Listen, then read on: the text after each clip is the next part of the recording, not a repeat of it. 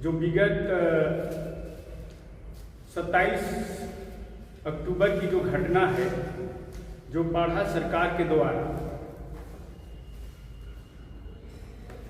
जो फौजी कार्रवाई करते हुए आदिवासी समाज को ये परंपरागत पाढ़ा प्रथागत को दिखाने का काम किया है, जो आज इसी संदर्भ में हम लोग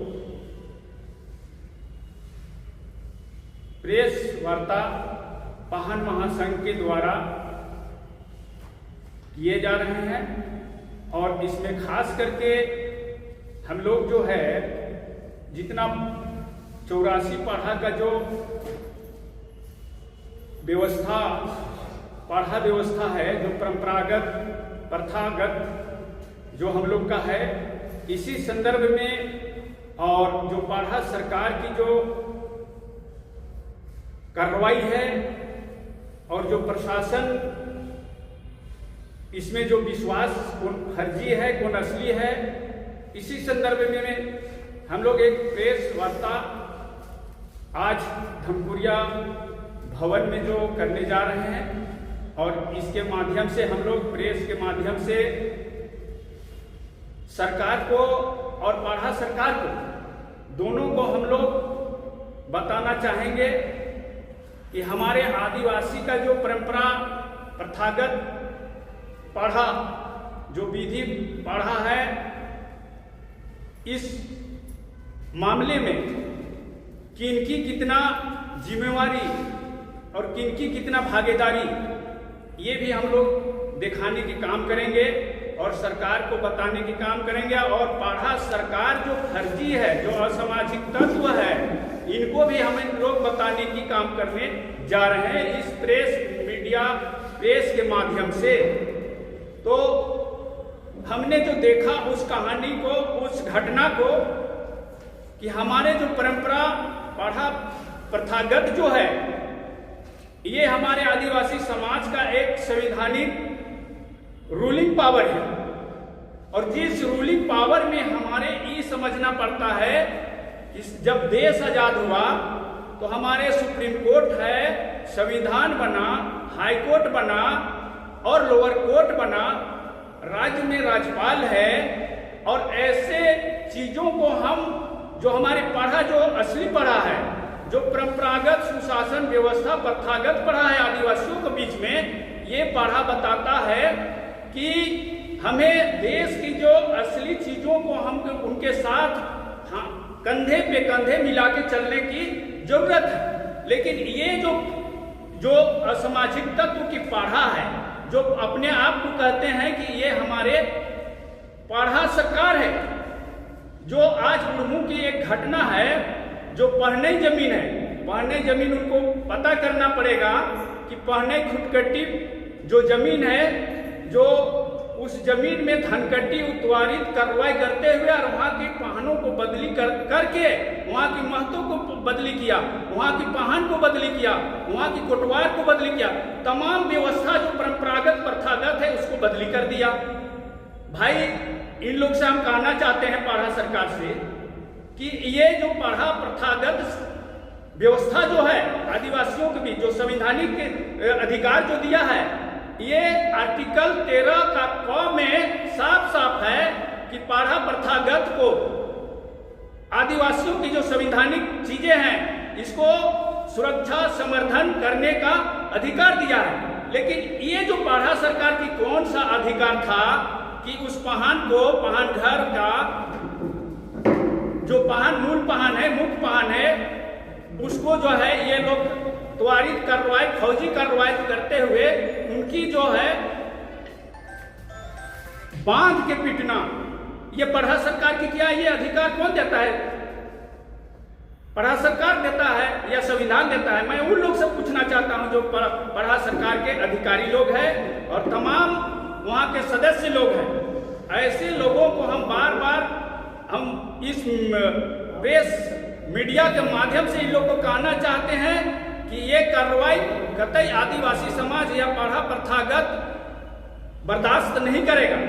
चूंकि अगर ऐसा करोगे तो हमें तत्वाधान में ये प्रेस वार्ता रखी गई है चूँकि देखा जा रहा है जो आदिवासियों की सामाजिक व्यवस्था है, जो एक पौराणिक और ऐतिहासिक व्यवस्था है, और इस व्यवस्था को कहीं ना कहीं कुचलने का काम किया जा रहा है।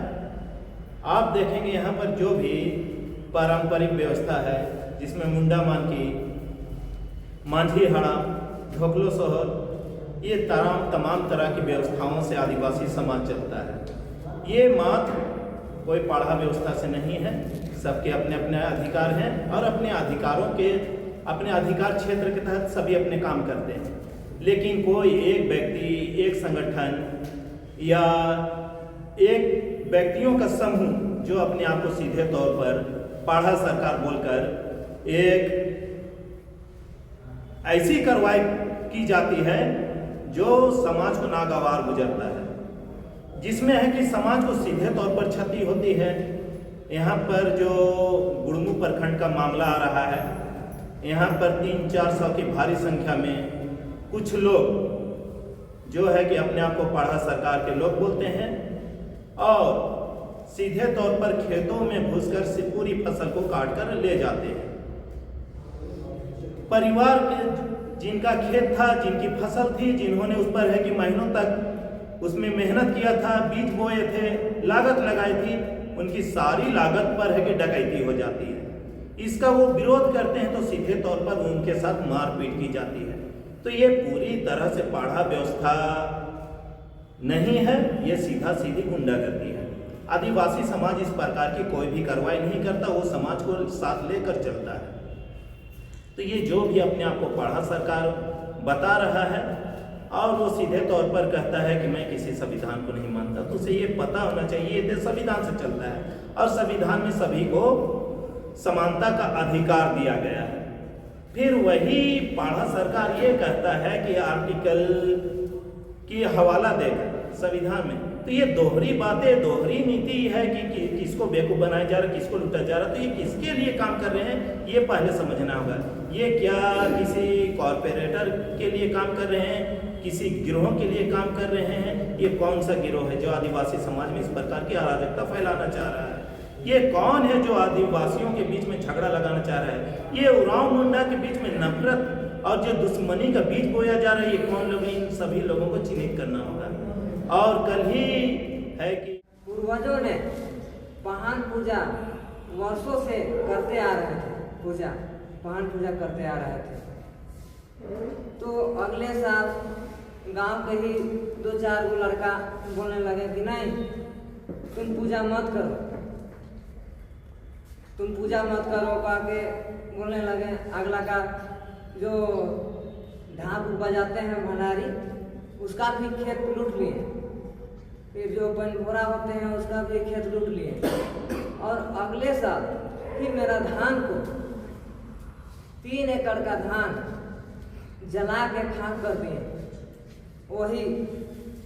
वही जमीन का धान जला के खाक कर दिए।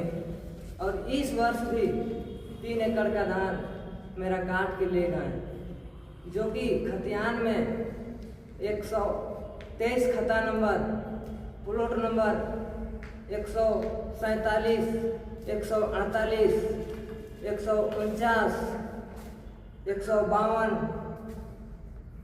टोटल 2 एकड़ 75 डिसमिल है। कौन लोग काटे? ग्राम सारम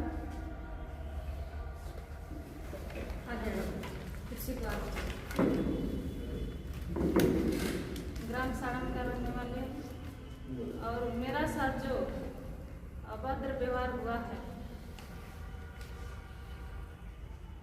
27 तारीख सोमवार दिन मेरा साथ हुआ है दुर्घटना। क्या हुआ है दीदी? मेरे साथ मारपीट हुआ है, हाथ पैर दोनों बांध दिया था और दोनों को मारपीट किया। उसके बाद पूरा लड़ाई होने लगा, पूरा खेत में बांध दिया हाथ पैर। उसके बाद हम कुछ नहीं किए, कुछ करने नहीं सके। उस सबको हाथ पैर बांधने के बाद पूरा धक्का मुक्की चलने लगा। उसके बाद मेरा पेट में पड़ रहा है, 4 महीना बच्चा है। अभी फिलहाल तो ठीक थे, लेकिन अभी जो रबिया रात को मेरा बच्चा गर्भ से बाहर आ गया है।